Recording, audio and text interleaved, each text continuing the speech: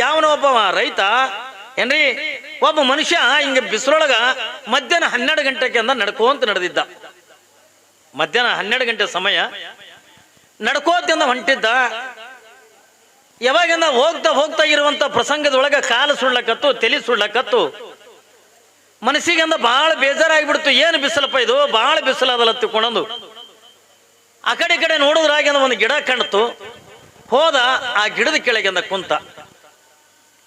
ಮಧ್ಯಾಹ್ನದಾಗ ನೋಡ್ರಿ ಹೇಳ್ತಾರಲ್ಲ, ಬ್ಯಾಸಿಗೆ ದಿವಸಕ್ಕ ಬೇವಿನ ಮರ ತಂಪ ಏನ್ರಿ, ಬ್ಯಾಸಿಗೆ ದಿನಕ್ಕ ಬೇವಿನ ಮರ ತಂಪ ತಗೊಂಡಂತಾರಲ್ಲ, ಹಂಗ ನಡ್ಕೊಂತ ನಡೆದಾನ.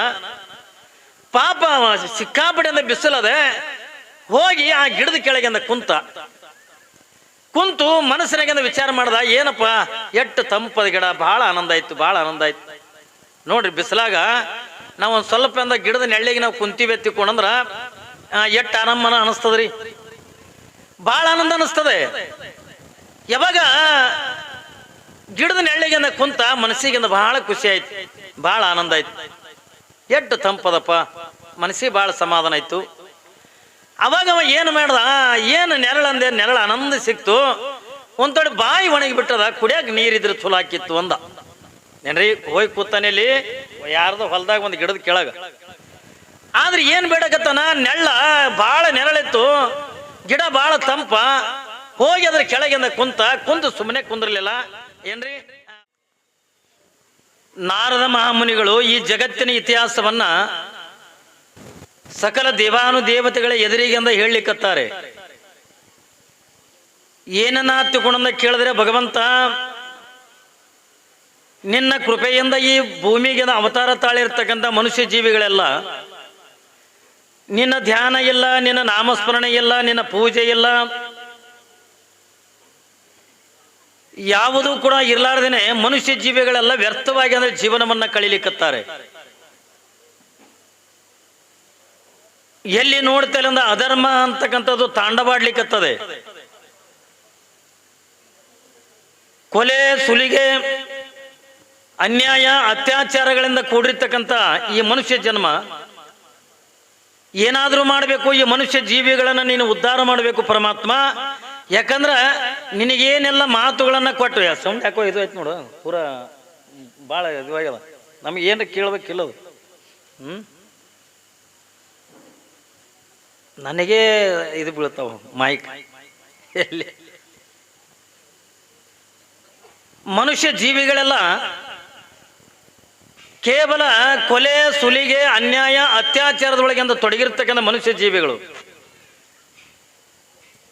ಯಾವ ನಿನ್ನ ಧ್ಯಾನ ಇಲ್ಲ, ನಿನ್ನ ನಾಮಸ್ಮರಣೆ ಇಲ್ಲ, ದಾನ ಇಲ್ಲ, ಧರ್ಮ ಇಲ್ಲ, ಬರೀ ಪಾಪದೊಳಗೆ ಅಂದ್ರೆ ಜೀವನವನ್ನ ಕಳೀತಕ್ಕಂಥ ಈ ಮನುಷ್ಯ ಜೀವರನ್ನ ನೋಡಿ ನನ್ನ ಮನಸ್ಸಿಗೆ ನೋವಾಗಿದೆ ಎತ್ತುಕೊಂಡನಂಥದನ್ನ ಯಾವಾಗಿಂದ ನಾರದ ಮುನಿಗಳು ಒಂದು ಕ್ಷಣ ಭಗವಂತನಿಗೆ ಅಂತ ಹೇಳಿದಾಗ ಸ್ವತಃ ಭಗವಂತನೇ ಮನುಷ್ಯರನ್ನ ನೋಡಿ ಅಂದ ಕಣ್ಣೀರು ಹಾಕದ. ಯಾಕೆ ಕಣ್ಣೀರು ಹಾಕದ ಅನ್ನುವಂಥದ್ದನ್ನು ನಿನ್ನಿನ ದಿವಸ ನಾನು ನಿಮಗೆಲ್ಲ ಹೇಳ್ತಾ ಬಂದೀನಿ. ಪರಮಾತ್ಮ ಅವನಿಗೆ ಏನಾದ್ರೂ ಕೂಡ ಬೇಕಾಗಿಂದ ಕಣ್ಣೀರು ಹಾಕಿ ಏನನ್ನ ತಗೊಂಡ ಕೇಳಲಿಲ್ಲ. ಮನುಷ್ಯರಿಂದ ಭಗವಂತನ ರೊಕ್ಕ ಕೇಳಲಿಲ್ಲ, ಬಂಗಾರ ಕೇಳಲಿಲ್ಲ, ಬೆಳ್ಳಿ ಕೇಳಲಿಲ್ಲ, ನಿಮ್ಮಿಂದ ಯಾವುದನ್ನು ಕೂಡ ಅಪೇಕ್ಷೆ ಪಡದಾಗಿರ್ತಕ್ಕಂಥ ಪರಮಾತ್ಮ. ಹಾಗಾದ್ರೆ ಪರಮಾತ್ಮ ನಿಮ್ಮಿಂದ ಏನನ್ನ ಬೇಡ್ತಾನ ತಗೊಂಡ ಕೇಳಿದ್ರೆ ನಿಮ್ಮಿಂದ ಯಾವ ಸಿರಿ ಸಂಪತ್ತನ್ನು ಕೂಡ ಕೇಳಂಗಿಲ್ಲ. ಆ ಪರಮಾತ್ಮ ನಿಮ್ಮಿಂದ ಬೇಡ್ತಕ್ಕಂಥ ಒಂದೇ ಒಂದು ಏನು ತಗೊಂಡ ಕೇಳಿದ್ರೆ, ಇವತ್ತ ನೀವೆಲ್ಲರೂ ಕೂಡ ರೆಬ್ಬೆಮ್ಮ ತಾಯಿ ದೇವಸ್ಥಾನಕ್ಕೆ ಅಂತ ಬರ್ತೀರಿ. ನಿಮ್ಮ ಎಲ್ಲರ ಅಪಾರವಾಗಿರ್ತಕ್ಕಂಥ ಭಕ್ತಿ ಇದೆ, ಹೌದಲ್ರಿ? ನೀವೆಲ್ಲ ಅಮಾಸಿಗೊಮ್ಮೆರೆ ಬರ್ತೀರಿ, ಸ್ವಾಮಾರಕ್ಕೊಮ್ಮೆರೆ ಬರ್ತೀರಿ, ಹೆಂಗಾರ ಬರ್ತೀರಿ. ಯಾವಾಗಿಂದ ರೆಬ್ಬೆಮ್ಮ ತಾಯಿ ದೇವಸ್ಥಾನದ ಎದುರಿಗೆ ನಿಂತುಕೊಂಡಾಗ ಒಂದು ದಿವಸ ನಿಮಗೆಂದ ರೆಬ್ಬೆಮ್ಮ ತಾಯಿ ನಿಮಗೆ ಹೋಳಿಗೆ ಕೇಳಿಲ್ಲ, ನಿಮಗೆಂದ ಕರಿಗಡಬ ಕೇಳಿಲ್ಲ, ನಿಮಗೆಂದ ಒಳ್ಳೆ ಸೀರೆ ಕೇಳಲಿಲ್ಲ, ನಿಮಗೇನಂದ ಮೂಗಿನಾಗಂದ ನತ್ತು ಕೇಳಿಲ್ಲ. ಏನಾದರೂ ಬೇಡ ಹೇಳೇನ್ರಿ ರೆಬ್ಬಮ್ಮ ತಾಯಿ? ಏನೂ ಬೇಡಿಲ್ಲ. ಆದ್ರೂ ನಿಮಗೆ ಎಲ್ಲವನ್ನು ಕೂಡ ಅವಳು ಕೊಡ್ಲಿಕ್ಕತ್ತಾಳೆ. ನೀವಾಕಿನ ಎದುರಿಗೆ ನಿಂತ್ಕೊಂಡು ಕೈ ಮುಗಿದ ಅಂದ್ರೆ ನೀವು ಏನೇ ಕೇಳ್ರಿ, ನೀವು ಏನು ಕೇಳ್ತೀರಿ ಕೇಳಿದವರಿಗೆಂದ ಕೇಳಿದ್ದೇನೆ ಕೊಡ್ತಕ್ಕಂಥ ಸಾಮರ್ಥ್ಯ ಯಾರೆಲ್ಲ ಐತೆ ತಗೊಂಡೆ ಕೇಳಿದ್ರೆ ಆ ಭಗವಂತನ ಅವತಾರಿಯಾಗಿರ್ತಕ್ಕ ರೆಬ್ಬಮ್ಮ ತಾಯಿ ಹತ್ರದೆ. ಅವಳು ಎಲ್ಲವನ್ನು ಕೂಡ ನಿಮಗೆಂದ ಕೊಡ್ತಾಳೆ. ಆದ್ರೆ ನಿಮ್ಮಿಂದ ಅವಳು ಏನೂ ಬೇಡಿಲ್ಲ. ಆದ್ರೆ ಒಂದು ಮಾತ್ರ ನಿಮಗೆ ಅಂದ್ರೆ ಬೇಡ್ತಾಳೆ. ಯಾವುದನ್ನ ತಗೊಂಡದ ಕೇಳಿದ್ರೆ ಬಸವಣ್ಣನವರ ಮಾತಿಗೆ ಅನುಗುಣವಾಗಿ ಏನ್ರಿ ಹೇಳ್ತಾರಿಲ್ಲ, ವೇದ ಪ್ರಿಯನು ಶಿವನಲ್ಲ, ನಾದ ಪ್ರಿಯನು ಶಿವನಲ್ಲ. ನಾದವ ಮಾಡಿದ ರಾವಣಂಗೆ ಅರಿಯಾವಿಷ ಹೋಯಿತು, ವೇದವನ್ನು ಓದಿದ ಬ್ರಹ್ಮನ ಶಿರವು ಹೋಯಿತು. ನಾದ ಪ್ರಿಯನವಲ್ಲ, ವೇದ ಪ್ರಿಯನವಲ್ಲ, ಭಕ್ತಿ ಪ್ರಿಯ ನಮ್ಮ ಕೂಡಲ ಸಂಗಮ ದೇವ. ನೋಡ್ರಿ ಏನ್ ಹೇಳ್ತಾರೆ ಬಸವಣ್ಣವರು. ಈ ರೆಬ್ಬಮ್ಮ ತಾಯಿ ಎದಕ್ ಒಲಿತಾಳ ತಗೊಂಡ ಕೇಳಿದ್ರೆ ಏನ್ರಿ ನೀವು ಬಾಳ ಅಂದ ಅವಳಿಗೆ ಬಂಗಾರ ಕೊಡ್ತೀನಿ ತಗೊಂಡ್ರೆ ಅವಳು ಒಳೆಯಂಗಿಲ್ಲ. ನೀವೆಂದ ಭಾರಿ ಕಿಮ್ಮತ್ತಿನ ಸೀರೆ ತರ್ತೀನಿ ಅಂತಂದ್ರು ಕೂಡ ಒಲೆಯಂಗಿಲ್ಲ. ಹಾಗಾದ್ರೆ ಅವಳು ಎದಕ್ ಒಲಿತಾಳ ತಗೊಂಡದ ಕೇಳಿದ್ರೆ ನಿಮ್ಮಲ್ಲಿ ಇರ್ತಕ್ಕಂಥ ನಿಶ್ಚಲವಾಗಿರ್ತಕ್ಕಂಥ ಮನಸ್ಸಿನಿಂದ ಆ ತಾಯಿಯನ್ನ ಏನು ಭಕ್ತಿದಿಂದ ಕಾಣಕತ್ತಿರಲ್ಲ, ಆ ಭಕ್ತಿಗಾಗಿನೇ ನಿಮಗೆ ಏನು ಕೇಳಿದ್ದೆಲ್ಲ ಕೊಡ್ಲಕತ್ತಾಳೆ ಹೊರತಾಗಿ ನೀವು ಬಹಳ ಬಂಗಾರ ಕೊಡ್ತೀರ ತಗೊಂಡ ದೇವತೆ ಆಕೆ ಒಲಿಲ್ಲ. ನೀವು ಭಕ್ತಿದಿಂದ ಆರಾಧನೆ ಮಾಡಕತ್ತೀರಿ. ಬಹುಶಃ ನಿಮಗೆಲ್ಲ ಯಾವ ಜಗತ್ತಿನ ಯಾವ ದೇವ್ರ ಮೇಲೂ ಕೂಡ ಏನ್ರಿ ಭಕ್ತಿ ಆದನಿಲ್ಲ ಗೊತ್ತಿಲ್ಲ. ಆದ್ರೆ ನಿಮ್ಮ ರೆಬ್ಬೆಮ್ಮ ತಾಯಿಯ ಏನ್ ಈ ಭಕ್ತಿಯನ್ನು ತೆಗೆದು ಏನ್ ಇಟ್ಟಿರಲ್ಲ ಏನ್ರಿ ಮನಸ್ಸ ಇತ್ತಂದ ಭಕ್ತಿಯನ್ನು ತೆಗೆದು ಏನು ಮಾಡಕತ್ತಿರಲ್ಲ, ಆ ಭಕ್ತಿ ಒಂದು ಬಿಟ್ರ ಬೇರೆ ಯಾವುದನ್ನು ಕೂಡ ಕೇಳಂಗಿಲ್ಲ ಭಗವಂತ. ನಾವು ಜೋರು ದನಿ ತೆಗೆದ ಅವನ ಮೇಲಿಂದ ಪದ ಆಡ್ತೀವಿ ಅಂದ್ರೆ ನಮ್ಗೆ ಒಲೆಯಂಗಿಲ್ಲ. ನಾವು ಸಿಕ್ಕಾಪಡ ಮಂತ್ರ ಕಲ್ತೀವಿ, ನಾವು ಬಹಳ ಮಂತ್ರ ಅಂತೀವಿ ಎತ್ತುಕೊಂಡು ಭಗವಂತ ಒಲೆಯಂಗಿಲ್ಲ. ಭಗವಂತ ಒಲಿಯೋದು ಅದಕ್ಕ ಅವ ಏನ್ ಇಷ್ಟಪಡ್ತಾನೆ ತಗೊಂಡು ಕೇಳಿದ್ರೆ ನಿಮ್ಮಲ್ಲಿರ್ತಕ್ಕಂಥ ನಿಶ್ಚಲವಾಗಿರ್ತಕ್ಕಂಥ ಭಕ್ತಿ ಬಂದ ಬಿಟ್ರ ಬೇರೆ ಯಾವುದನ್ನು ಕೂಡ ಭಗವಂತ ಅಂತಕ್ಕಂಥ ಕೇಳಂಗಿಲ್ಲ. ಅದಕ್ಕಾಗಿ ಈ ಭಕ್ತಿ ಇರದೇ ಇರ್ತಕ್ಕಂಥ ಜೀವಿಗಳನ್ನ, ಈ ಭಕ್ತಿ ಇರದೇ ಇರ್ತಕ್ಕಂಥ ಮನುಷ್ಯ ಜೀವಿಗಳನ್ನ ನೋಡಿ ಭಗವಂತನ ಒಂದು ಕ್ಷಣ ಕಣ್ಣೀರ್ ಹಾಕ್ಲಿಕ್ಕತ್ತಾನೆ. ಏನಪ್ಪಾ ಇದು,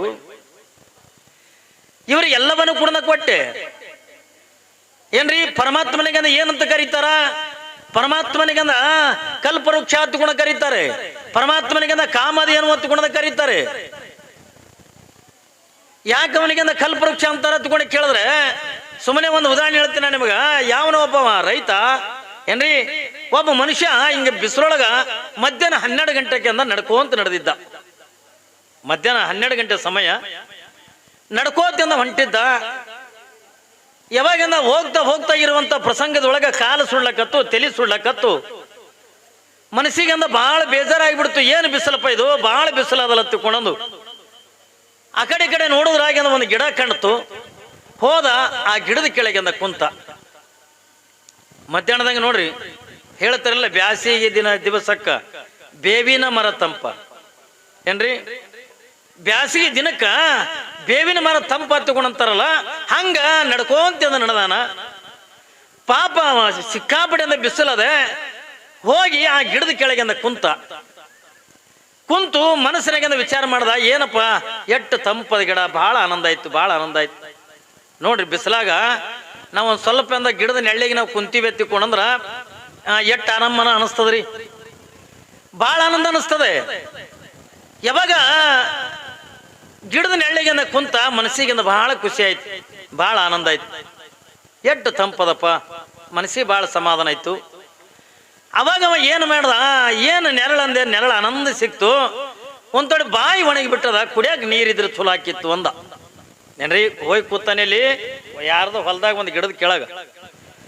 ಆದ್ರೆ ಏನ್ ಬೇಡಕತ್ತಾನ, ನೆಳ್ಳ ಬಾಳ ನೆರಳಿತ್ತು, ಗಿಡ ಬಾಳ ತಂಪ. ಹೋಗಿ ಅದ್ರ ಕೆಳಗಿಂದ ಕುಂತು ಸುಮ್ಮನೆ ಕುಂದ್ರಲಿಲ್ಲ. ಏನ್ರಿ ಒಂದಿಟ್ಟು ನೆಳ್ಳ ಆದ್ರೆ ಚಲೋ ಹಾಕಿತ್ತು ನೋಡು ಅಂದ. ಒಂದಿಟ್ಟು ನೆಳ್ಳ ಆಯ್ತು ಅಂತಂದ್ರೆ ಗಿಡದ ಕೆಳಗಿಂದ ಕುಂತಿದ್ದ ನೆಳ್ಳ ಆನಂದ ತಂಪಿತ್ತು. ಒಂದ್ ತೊಡೆ ಕುಡಿಯಾಕ ನೀರಿದ್ರು ಚಲೋ ಹಾಕಿತ್ತು ನೋಡು ಅಂದ. ಕುಡಿಲಿಕ್ಕೆ ನೀರಿದ್ರು ಚಲೋ ಹಾಕಿತ್ತು. ಅಷ್ಟು ಅನ್ನೋದ್ರೊಳಗ ಥಟ್ ಅನ್ನಂಗಿಂದ ಬೆಳ್ಳಿ ತಂಬಿಗೆ ನೀರು ಬಂದು ಕೂತು. ಬೆಳ್ಳಿ ತಂಬಿಗೆ ಒಳಗಿಂದ ನೀರ ತಣ್ಣಗೆ ನೋಡ್ತಾನ, ಫ್ರಿಜ್ನಾಗ ನೀರಿದ್ದು. ಎಷ್ಟು ಖುಷಿ ಆಗ್ಲಿಕ್ಕಿಲ್ರಿ, ಬಾಯಿ ಒಣಗ್ಯಾದ, ತುಟಿ ಒಣಗ್ಯಾವ. ಬಿಸಿಲಾಗಿಂದ ನಡ್ಕೋತಿಂದ ಬಂದಾನ. ಯಾವಾಗ ಇಟ್ಟೆಲ್ಲ ನಡ್ಕೋತ ಬಂದಿರ್ತಕ್ಕಂಥ ವ್ಯಕ್ತಿಗೆ ಕುಡಿಲಕ್ಕಿಂದ ನೀರ್ ಬೇಕು ಅಂತ ತಗೊಂಡಂದಾಗ ಥಟ್ಟನಂಗಿಂದ ಒಂದು ತಮಗೆ ನೀರು ಸಿಕ್ಕಾಗ ಎಷ್ಟು ಖುಷಿ ಆಗ್ಲಿಕ್ಕಿಲ್ರಿ, ಎಷ್ಟು ಆನಂದ ಆಗ್ಲಿಕ್ಕಿಲ್ಲ, ಬಹಳ ಆನಂದ ಆಗಿಬಿಡ್ತು.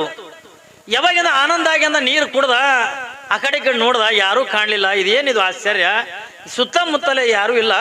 ನಾನ್ ನೀರು ಅಂದ್ಕೊಳ್ಳಿ ನೀರೇ ಬತ್ತಲ್ಲ ತಿಳ್ಕೊಂಡಂದು ಆನಂದ ನೀರು ಕುಡ್ದ ಸುಮ್ ಕುಂದ್ರಬೇಕಿಲ್ಲ. ಮತ್ತೇನಂದ, ಪಾಪ ಒಂದಿಟ್ಟು ಹಸಿಬೇಗದ, ನೀರಂದ್ರೆ ನೀರಾಗ್ಯದ, ಕರೆ ಹೊಟ್ಟೆ ಎಸ್ತದ, ಒಂದು ಈಟ್ ಏನ್ರೆ ಉಳ್ಳಾಕಿದ್ರ ಊಟಕ್ಕಿದ್ರ ಚಲೋ ಆಕಿತ್ ನೋಡು ಅಂದ. ಯಾವಾಗಿಂದ ಊಟಕ್ಕಿದ್ರೆ ಚಲೋ ಆಕೈತಿ ಟಂದಾನ ಥಟ್ ಅನ್ನಂಗ ಒಂದು 8 ಗಂಗಾಳ ಅಡಿಗೆ ಏನ್ರಿ ಕರಿಗಡಬ ಹೋಳಿಗೆ ಶೇಂಗಾದ ಹೋಳಿಗೆ ದಪಾಟಿ ತಾಳಿಪಟ್ಟಿ ಏನ್ರಿ ಹಿಂಗೆಲ್ಲ ನಾನಾ ರೀತಿಯಾಗಿರ್ತಕ್ಕ ಒಂದು 8 ಗಂಗಾಳಂದ ಅಡಿಗೆ ಬಂದು ಕೂತು ನೋಡ್ದ ಎಲ್ಲ ಬೆಳ್ಳಿ ಗಂಗಾಳದಾಗ ಅಡಿಗೆ ಮನಸ್ಸಿಗೆ ಎಷ್ಟು ಖುಷಿ ಆಗ್ಲಿಕ್ಕಿಲ್ರಿ. ನೆಳ್ಳಂದ ನೆಳ್ಳಾಯ್ತು, ನೀರಂದ ನೀರಾಯ್ತು, ಊಟ ಅಂದ ಎಲ್ಲ ತರದ ಊಟ, ಅಂತ ಊಟನೇ ಎಂದು ಉಂಡಿದ್ದಿಲ್ಲ. ಯಾವಾಗಿಂದ ನಾನಾ ತರ ಅಂದ ಒಂದು 8 ತರದಿಂದ ಅಡಿಗೆ ಬಂದು ಕುಂತು ಎಲ್ಲ ಗಂಗಾಳದಂದ ಇಟ್ಟಿಟ್ಟು ಉಂಡ ಹೊಟ್ಟೆ ಅಂದ್ರೆ ಹೊಟ್ಟೆ ಆನಂದ ತುಂಬಿ ಬಿಡ್ತು. ಯಾವಾಗಿಂದ ಹೊಟ್ಟೆ ತುಂಬಿತು ಇವ ಏನ್ ಮಾಡ್ದ, ಸುಮ್ಮ ಅಲ್ಲೇ ಉಳ್ದ.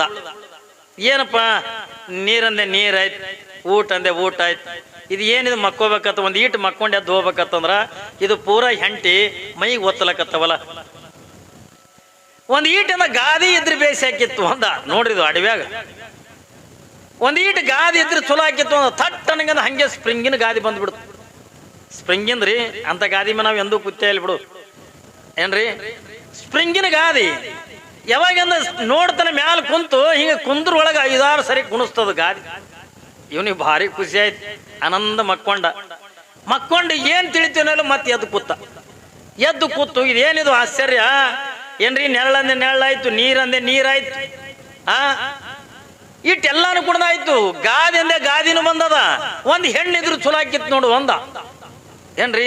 ಒಂತಾನೆಯಲ್ಲಿ ಅಡವ್ಯಾಗ ಒಂದು ಹೆಣ್ಣಿದ್ರು ಚಲೋ ಹಾಕಿದ್ ಇಟ್ಟು ಅನ್ನೋದ್ರೊಳಗಿಂದ ಥಟ್ ಅನ್ನಂಗಿಂದ ಸುಂದರಿಯಾಗಿರ್ತಕ್ಕಂಥ ಹೆಣ್ಣು ಬಂದು ಮಗ್ಗದಾಗ ಕೂತು ನೋಡ್ದವ ದಿಟೀಸಿ ಇದೇನು ಹೆಣ್ಣು ರಾಕ್ಷಸ ಅಂದ. ಅದು ಹೆಣ್ಣು ಹೋಗಿ ರಾಕ್ಷಸ ಆಯ್ತು.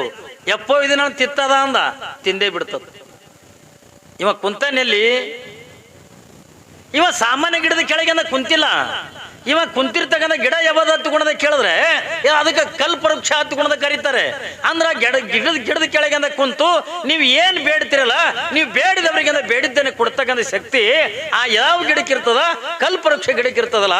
ಅದಕ್ಕಾಗಿನೇ ಪರಮಾತ್ಮನಿಗೆ ಭಗವಂತನಿಗೆ ಅಂದ ಕಲ್ಪವೃಕ್ಷ ಹತ್ತುಕೊಂಡ ಕರೀತಾರೆ. ಯಾಕ ನಿಮ್ಮ ರೆಬ್ಬಮ್ಮ ತಾಯಿಗೆ ಕಲ್ಪವೃಕ್ಷ ಹತ್ತುಕೊಂಡ ಕರೀತಾರೆ? ಯಾಕೆ ಕರಿತಾರ ತಗೊಂಡ್ರ ಆಕಿನ ಸ್ಥಾನದಾಗ ಬಂದು ಕುತ್ಕೊಂಡು ನೀ ಏನ್ ಕೇಳ್ತಿದ್ದಿ ಕೇಳಿದವರಿಗಂದ ಕೇಳಿದ್ದೇನೆ ಕೊಡ್ತಕ್ಕಂಥ ಸಾಮರ್ಥ್ಯ ಆ ತಾಯಿ ರೆಬ್ಬಮ್ಮ ತಾಯಿ ಹತ್ರ ಐತೆ ತಿಳ್ಕೊಂಡಂದನೆ ಅವಳನ್ನ ನಾವು ಇಟ್ಟು ಭಕ್ತಿದಿಂದ ಕಾಣ್ತೀವಿ, ಅವಳ ಹತ್ರ ಅಂದ ಬೇಡ್ಕೋತೀವಿ. ತಾಳಿಗಿಳಿ ಹೊಡಿಬೇಡ್ರಿ ಸುಮ್ಮನೆ ಅಲ್ಲಿ ಹೈರಾಣ ಹೆಂಗ್ರಿ, ಭಾಳ ಹೈರಾಣ ಆಗ್ಲಕತ್ತೀರಿ ನೀವು ಮಸಳಿ ಮಂದಿ. ಜೇ ಹೊಡಿತೀರಿ, ಆಮೇಲೆ ಟಾಳಿ ಹೊಡಿತೀರಿ, ಎಷ್ಟು ಹೈರಾಣ. ಈಗ ಅದಕ್ಕೂ ಒಂದು ಮಷಿನ್ ತರಿಸ್ಬೇಕಾಗ್ಯದ. ಹಿಂಗೆ ಏನ್ರಿ, ಹಿಂಗೆ ನಾವು ಏನ್ರಿ ಹೇಳೋದು ಕೂಡ ಈ ಕೈಯಿಂದ ಬಟನ್ ಹೊಡೆದು ಬಿಡೋದು ನಾವೇ ಇಲ್ಲಿ ಕೂತು. ಈಗ ನಿಮ್ಮ ಕೈಗಳು ಹಿಂಗೆ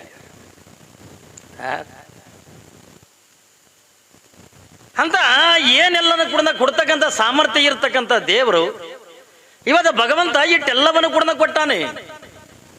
ಇಷ್ಟೆಲ್ಲ ಕೊಟ್ಟಿರ್ತಕ್ಕಂಥ ಭಗವಂತನ ಒಂದು ನಾಮಸ್ಮರಣೆ ನಮ್ಮ ಬಾಯಿಗೆ ಬರಲ್ದಲ್ರಿ ಏನ್ರಿ, ದೇವ್ರ ಧ್ಯಾನ ಬರಲ್ದು. ಅದಕ್ಕಾಗಿ ನಾವು ಏನ್ ಆಲಕತ್ತೀವಿ ಗೊತ್ತದನ್ರಿ, ನಮಗೆ ಯಾರು ಕಾಪಾಡಬೇಕು? ಯಾವನೊಬ್ಬ ಹುಚ್ಚ ಏನ್ರಿ, ಹುಚ್ಚ ಮ್ಯಾಲ ಗಿಡ ಕಡ್ಲಿಕತ್ತಾನ. ಒಬ್ಬ ಹುಚ್ಚ ಗಿಡ ಕಡ್ಲಿಕತ್ತಾನ. ಗಿಡ ಹೆಂಗ್ ಕಡ್ಲಿಕತ್ತಾನ? ತಾ ಏನ್ ನಿಂತಾನಲ್ಲ ನಿಂತಿರ್ ಟೊಂಗ್ಯದಾಗೆ ಕಡ್ಲಿಕತ್ತಾನ. ಪಾಪ ಪಾರ್ವತಿ ಅಂದ್ಲು